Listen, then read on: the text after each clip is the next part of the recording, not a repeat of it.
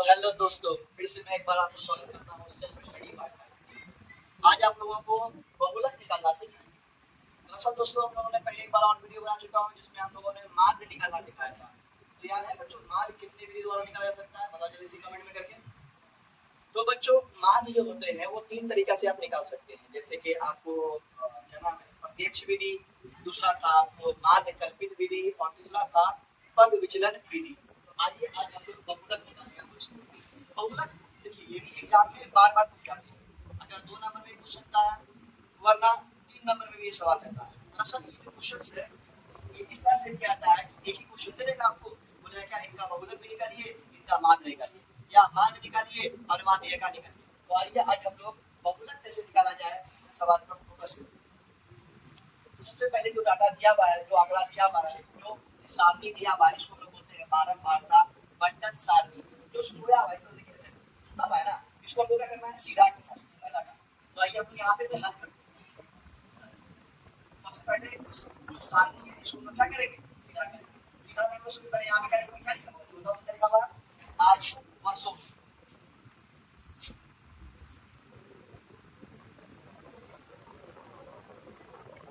और दूसरा रोगियों की संख्या।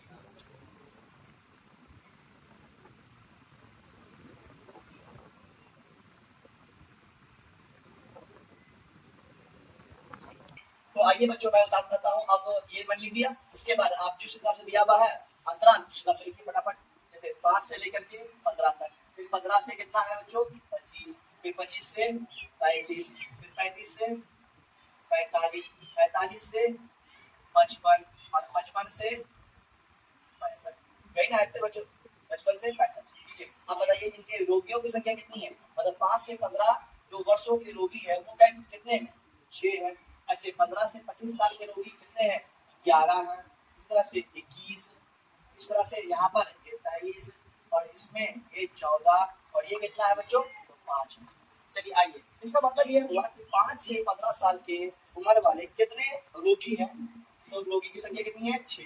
15 से 25 साल के कितने रोगी हैं, 21।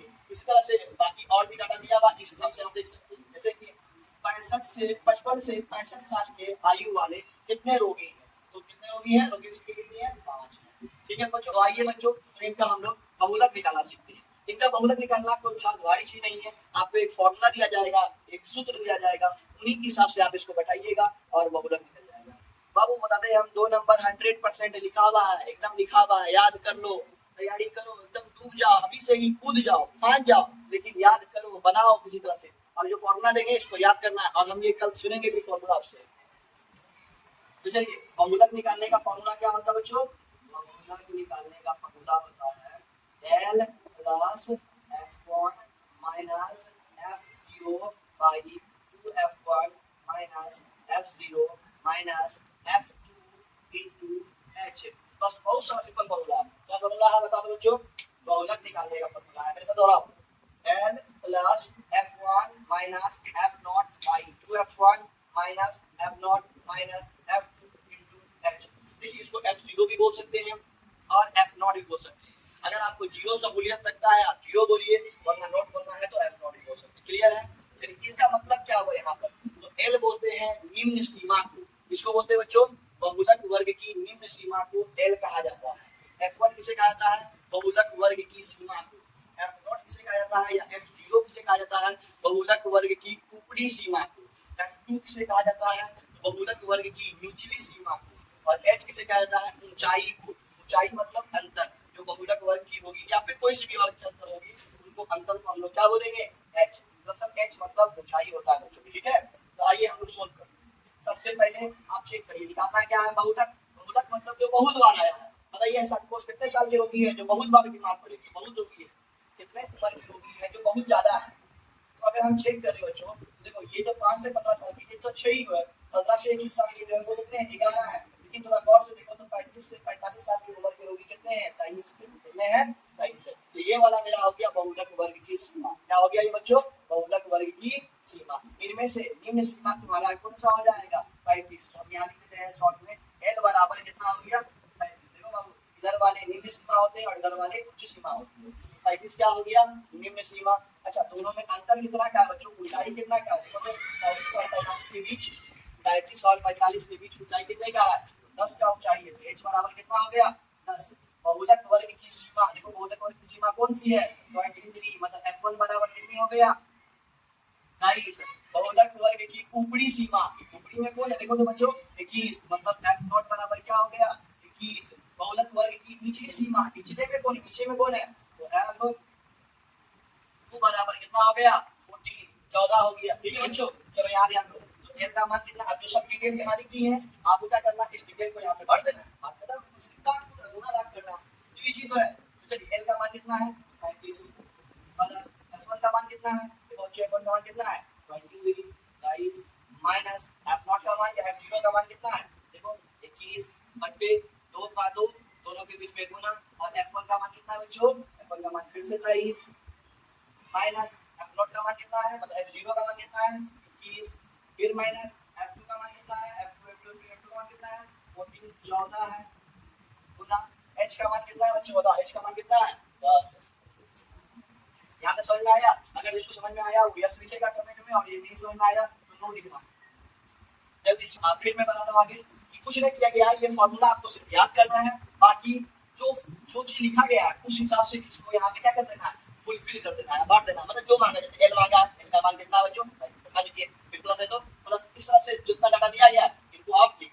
आइए तो फिर मैं इधर सोल्व करता हूँ आपको सबसे पहले 35 है तो 35 लिखिए, प्लस है तो प्लस लिखिए, 23 में से 21 चला गया, कितना बचेगा बच्चों 2 बचेगा, बट्टे है तो बट्टे लगाइए, 23 को 2 से गुणा करेंगे कितना आएगा बच्चों 46 आएगा।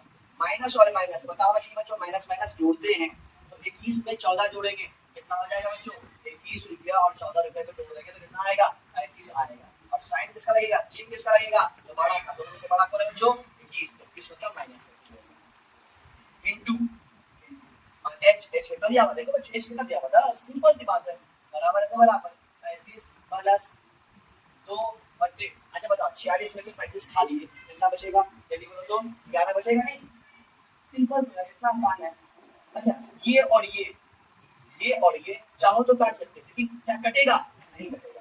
अच्छा ये कटता है बच्चों नहीं, ये दोनों कभी भी नहीं कटते, इसमें क्या है प्लस है, आप ऐसे काट सकते हो इनको, पहले हम गुना कर देते हैं ताकि तुमको अच्छे से समझ में आ सके। तो 35 प्लस 2 को जब हम 10 से गुना करेंगे तो कितना आ जाएगा 20 बट्टे में कितना आ जाएगा 11।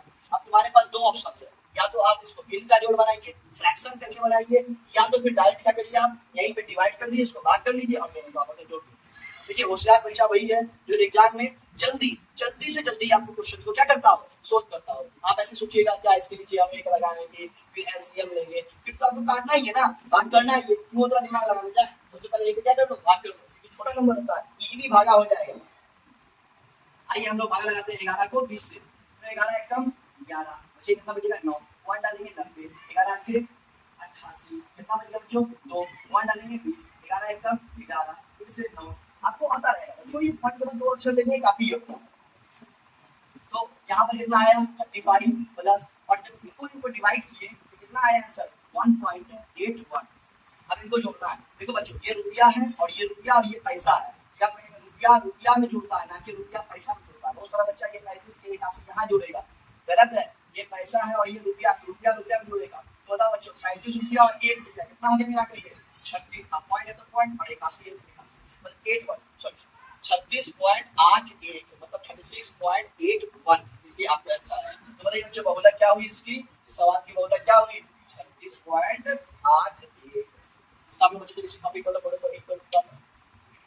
तो उदाहरण बच्चों आप इसका जल्दी से स्क्रीनशॉट ले लो, और थोड़ा ध्यान से अगर समझ में ना आए तो वीडियो को फिर से पीछे करो और देखो, ठीक है। तो यही कहना चाहूंगा आपको लास्ट में क्या कि एग्जाम बहुत नजदीक आने वाला है, जहां तक हो सके आप खूब मेहनत कीजिए, डेली ऐसे क्वेश्चंस को लेकर के आप बेसिकली बनाने की कोशिश करिए।